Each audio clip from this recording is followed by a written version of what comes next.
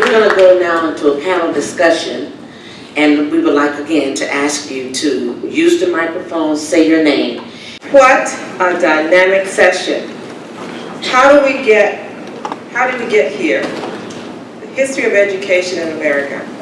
We heard from Dr. Webster. He talked about the reform in 1561, Scotland, that was free education for the poor. Then in 1633, Scotland imposed a school tax. Talked about the Mayflower Compact. Each member would do everything for the welfare of the group. And then in 1675, King Philip's War, and it became self-serving small groups.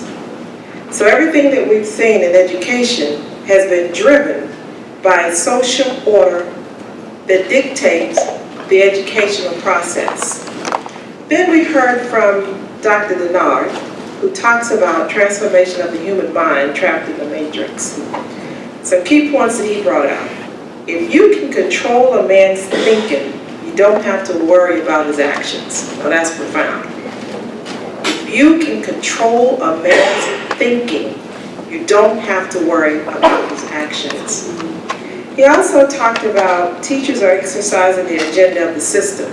We've been talking about the system, and we've reinforced that it's not the teachers, but the teachers are trying to work within a system that has been dictated to them.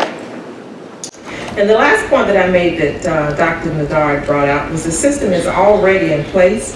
The brain is being trained to the process, and the brain is loyal, meaning whatever you train the brain to do, the brain will follow. And lastly, we heard from Dr. Gregg, who spoke about cumulative impact of the environment, stresses, or critical thinking of people. And he talked about what effects, the effects that are directly and indirectly that impact us. He talked about the human activity is compromising our earth. And he also talked about globalization in describing the analysis of the human behavior. In summary, what he was talking about is our environment is infecting our minds and the mind of our children, with the lead poisoning and the hazardous waste and all of those things. So what we've had is a round, very round-centered structure of how we got here. And now we're going to open it up for questions and answers, and we're going to start with Attorney Dew, and please state your name before you start. Good morning. My name is Attorney John Dew, D-U-E. And my question is addressed to Dr. Denard. But first, let me give you some background. 30 years ago, real quick, 30 years ago, a principal at Naranja Middle School invited me to her school to a class where it was comprised of children with special needs. And she knew I was a civil rights attorney. And she wanted to see what was happening to those children.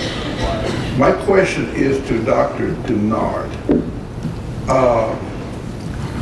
I have guests here from a AME church and two people from the Department of Corrections, retired.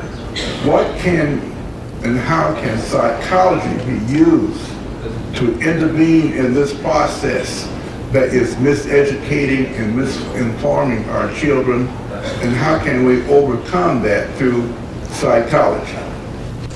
We have to first be very clear about the nature of that human being, the children. And I said before, I said we don't respond to children as human beings anymore. They are products. Okay.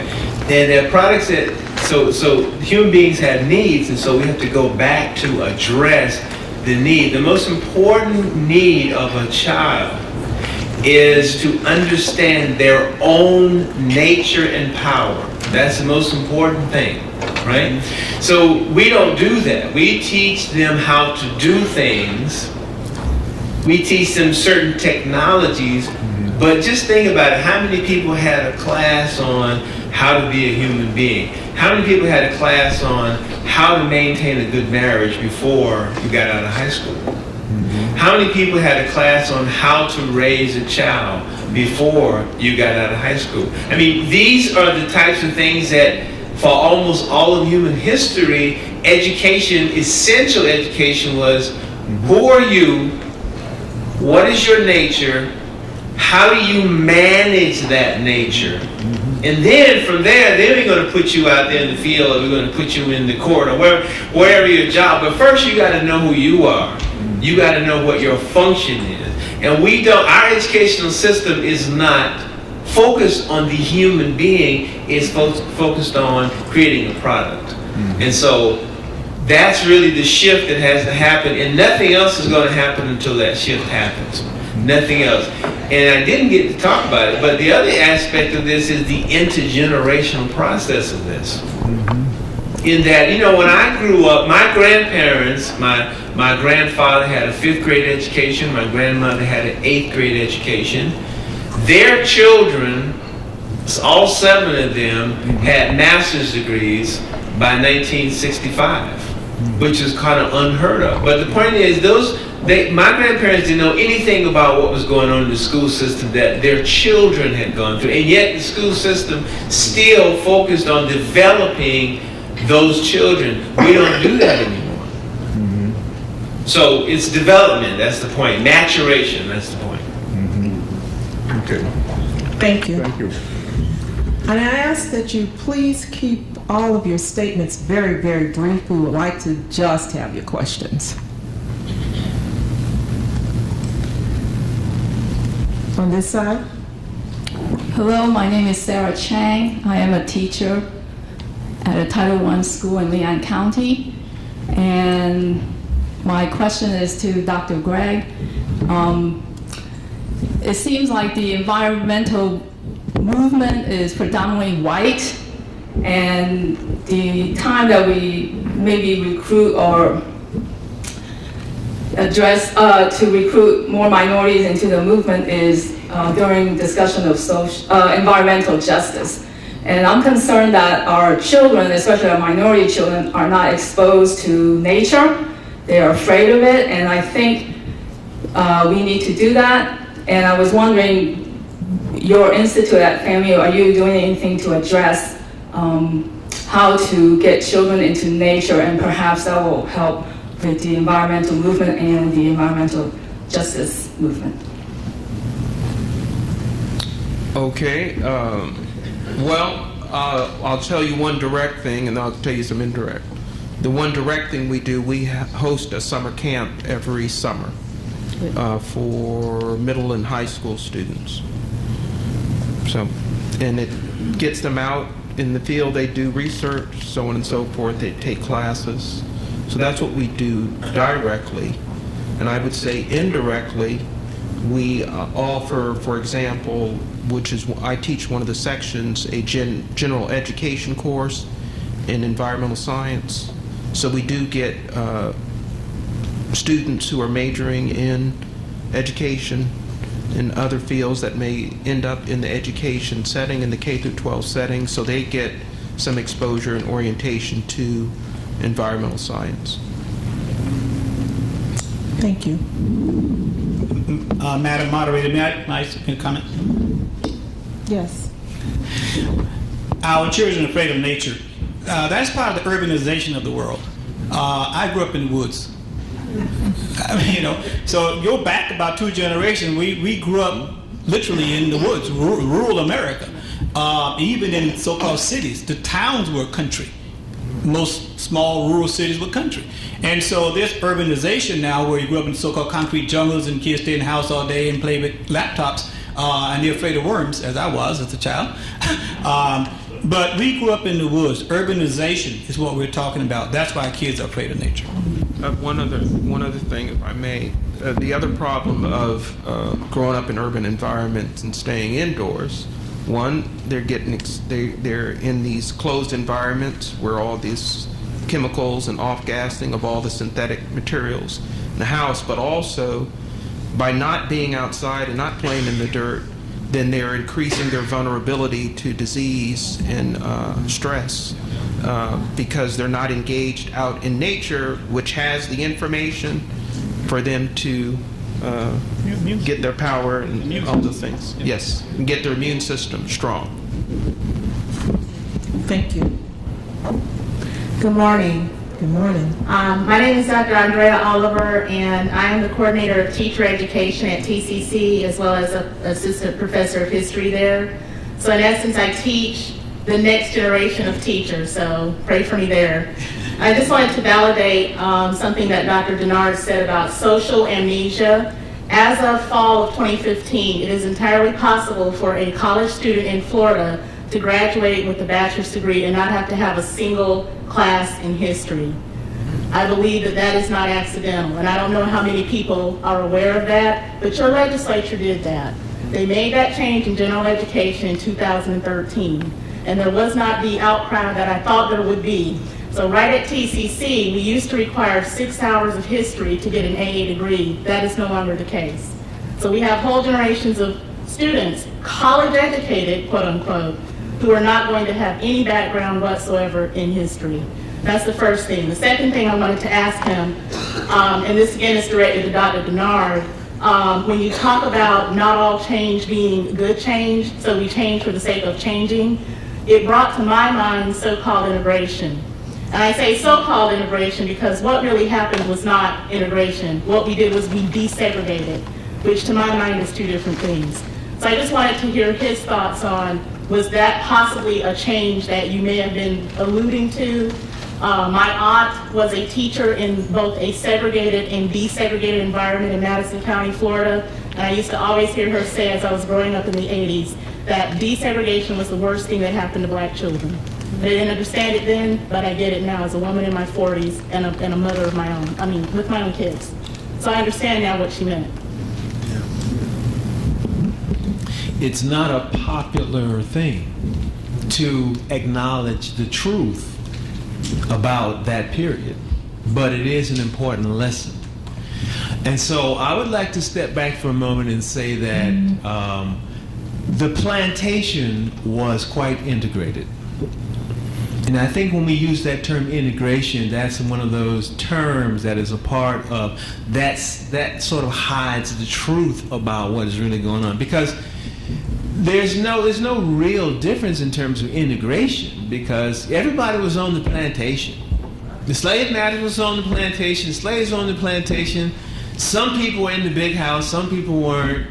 You know, there was things going on after, work among everybody. Right. So this is a big lie about integration. So what I call the period of disintegration rather than the period of integration. Because what happened was that the little structure, cultural-based structure that supported the black folks in spite of the lack of opportunities that were in the culture. So we had to adjust again to the new situation, and we had created ways to support each other in a social fabric, right? That social fabric was dismantled when we did the next, what I call window dressing. Rather than address equality and the lack of equality, or what people would now say social justice, rather than address that issue, we just changed the picture. But the integration had already existed. And, we still have pretty much separate and unequal society in spite of all of that, right? But what we lost in the meantime was the infrastructure that was there, so that I just talked about the intergenerational pattern, so that, when I went to school, what made the difference was that all of my teachers understood exactly the value system of my family. And all families within it, and we shared a value system. For example, if you see things, I talked about why, like when I put the Lil Wayne picture up, look, Lil Wayne didn't come up with that. Right. That is a white male version of how you want black children to see black people. That's right. You see? That's a part of the structure of the system, you see? When I came up, the people at the school system, like you as a teacher, the worst thing in the world was to have the teacher to call your house. That's the worst thing in the world, because first of all, the teacher's calling because she has that relationship, first of all. I know your people don't expect you to be like this. Or I know they have the expectation that you're going to do your work, right? So she would call, that's the worst thing to happen, you see? So the fabric, this social network, you know, when we talk about like social work and social workers and case managers, we didn't have all of that. We didn't need all of that because the people in the neighborhood, the teachers, the principal, all these people were part of the social work network, right? So what happened was when they started to the so-called disintegrate or integrate schools, well, look what happened though. They closed the black schools. That's right. I mean, we can look at Tallahassee and see the same thing. It's still happening right now today. Which schools are going to be closed in Tallahassee? Which schools have been closed in Tallahassee? I always say it's interesting that we talk about on the south side, we talk about problems among black youth on the south side, right? But then you close the school. Right. So what's the message? That obviously education isn't that important on the south side. You see what I'm saying? So the process continues in spite of all this window dressing that took place. We lost the integration of our people with our cultural network. That's what, and that's until we can face that, address that, and understand it's just a part of this matrix of processes that I've been talking about. Until we can address that, we're going to see the same thing over and over and over again. Thank you, That's Dr. precisely Denard. what I meant. Thank you. Thank you. I know that I am the only thing that's standing between you and a break.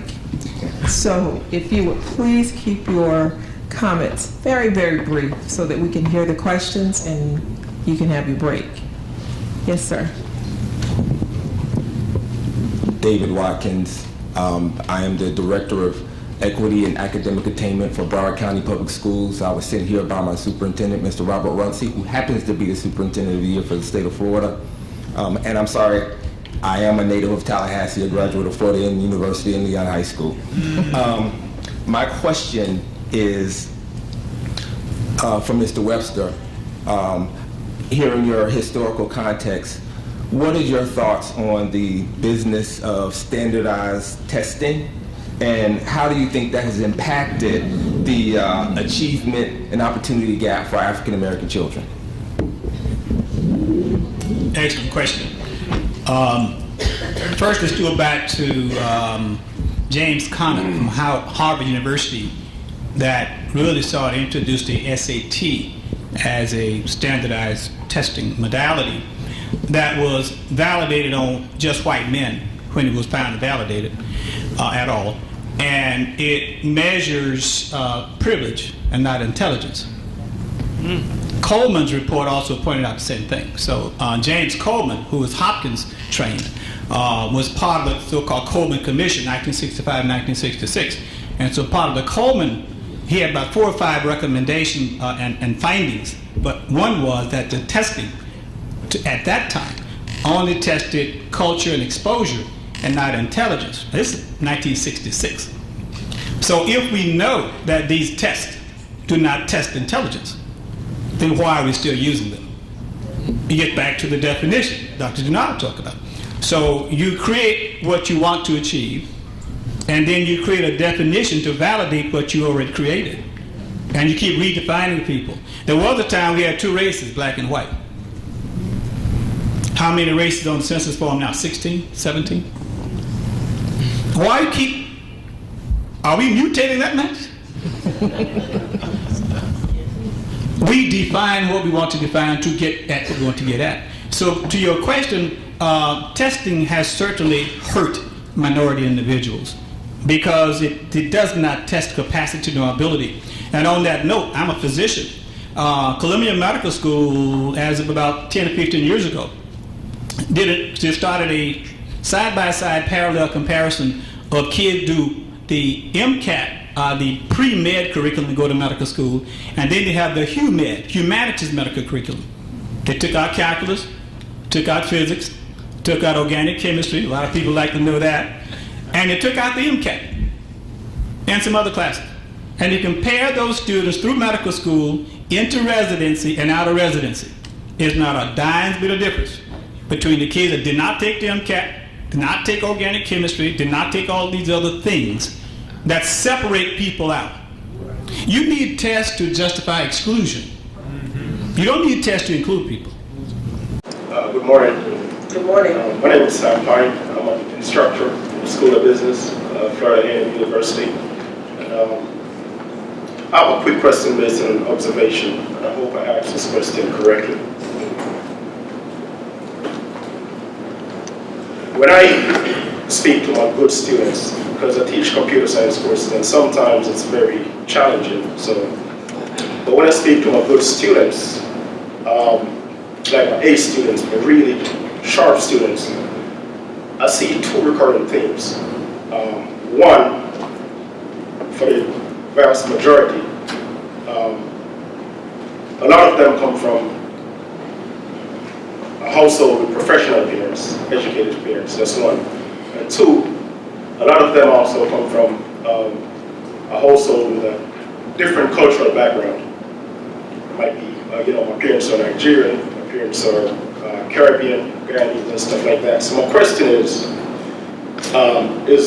the cultural influence, would you say is a stronger or equal predictor of educational success for black males, as opposed to the strength of the racial influence or even the socio-economic influence? That's my question. Dr. Nard, would you like to? In fact, I demonstrated that very well. I ran my own school for 17 years. And my children always outperformed the school and public school system. And the reason why they were able to do that is because we put a premium on culture and cultural information, cultural enhancement, and also, again, social relationship, right? And also, there's another little sneaky thing behind that, which is within the culture, and that is the issue of expectation, right? So, for example, when I came up, everybody was expected to do. They hadn't yet come up with all these categories for people who couldn't learn. There's no such thing happening yet. So since our parents didn't know that some of us supposedly couldn't learn and had what they call learning disability, whatever you want to call it today, and I'm a psychologist, so I know all these labels. Okay, but we hadn't discovered these labels yet. So everybody in school, when I went to school, had to learn their work. Even if they were a little slower, they still had to learn their work. So it's expectation is a big part of it. And I think within the culture, what you're seeing is that within those cultures, that expectation is getting across to that child somehow, especially in that household or among that family, you see, and they bring that expectation to the class, and they have a different attitude about what they're doing. That's what I was saying about focusing on the human being first, and then all the technical stuff second, right? And so when we infuse cultural understanding, cultural enhancement with our academics, we were able to show. And I had many children that would come to my school who were doing terrible in public school, right? And they would come to my school and they would amaze people. But really, it was because of the way that we were dealing with them. And that's what I'm trying to get across, that the idea that it's about money. No, it's not about money. Money can be helpful, but it's really what's happening in the school system is not about the money. It's about culture. It's about the fact that black children, other children, when they go to school, the school is set up for white children. That's just the truth. And so there are a lot of things that are missing. Even methods of learning. Not all children learn the same way. And so we have a system where we're assuming all children are supposed to learn the same way, black, white, blue, or whoever. But that's not realistic. That's not true about human beings. So, but the cultural aspect is definitely key, because behind the culture is the value system. And the value system is ultimately how the brain is being trained. Thank you very much. My name is Ed Hollifield. I think we should first recognize the presence of John Dew, who is a major civil rights leader in Tallahassee, along with his wife, Pat Dew. So, John, could you just stand up again for a second?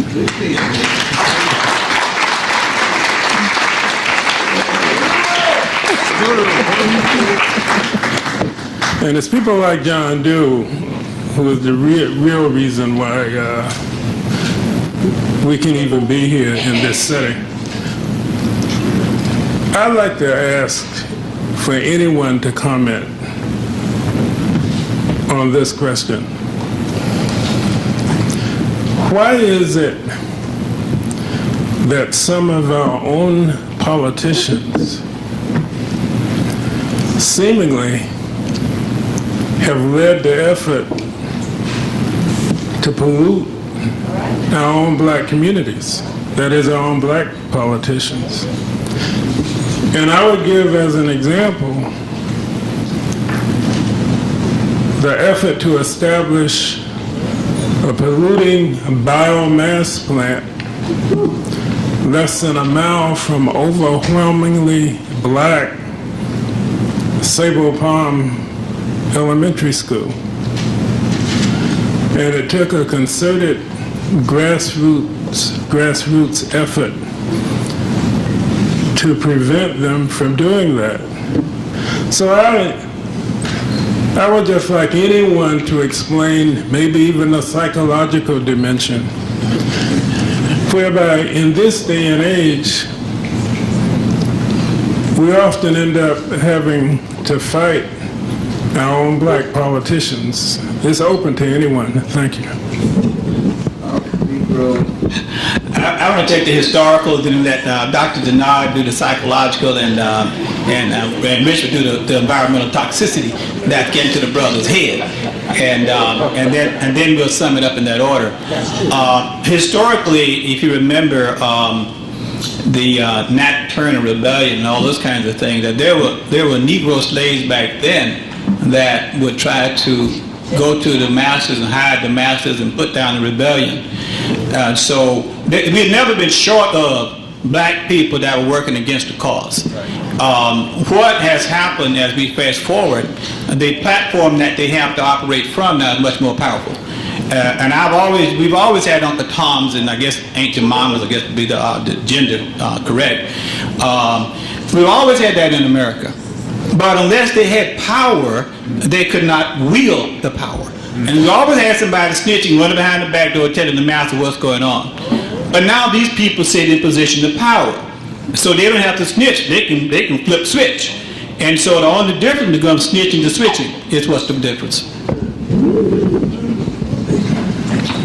That's pretty much it. I guess the only, if I was to talk about psychological, we'd be talking about the fact that they're in place. First of all, how did they get in place? So that's a part of the system again. The system is self-correcting in that way. And then when he said power, I mean, that means that they get reinforced for being in place and doing what they're supposed to do. And so they get certain privileges. I mean, that's just a fact. We don't have to hide from that one, right? People who are in place, who are black, who help to do the things that maintain the system and control over the black population, those people get special privileges. They play off of their human frailties. That's it. Yeah, I'm going to take a little privilege and talk about in the head, but I'm going to talk about the young man that was murdered in Baltimore. And what people are not aware of is that he was highly contaminated with lead. Oh. And he was receiving, we know that, not only they've told us, but he was receiving payments, settlement payments. And in the United States, if you're receiving settlement payments from contamination, you've been really contaminated. And so when you look at what happened in his interaction with the officers, he was so contaminated, he probably couldn't even communicate or understand or respond in a normal fashion. And that really precipitated everything that went forward, because the officers didn't know who he was. There was no community, and they were just doing what they do. So I'm mentioning that because I think it's important when we look at what's going on in Michigan and in other communities, we look at the long-term effects of exposure and how that leads into adulthood and certain consequences. So I think that's an important point that we have to consider in this topic. Thank you. Thank you. We have one last. Before Dr. Hollifield leaves the mic, I want to straighten up something that the moderator said. She said infant mortality, the guru infant mortality in Florida and the nation, really Dr. Ed Hollifield. He's the one that's been going to City Hall far more than I. I've been down there with him a couple of times, but he goes every week. So, but let's give Ed a round for what he does and his stand. Yeah, thank you. Hi, my name is Margaret Franklin. I'm from Franklin Academy.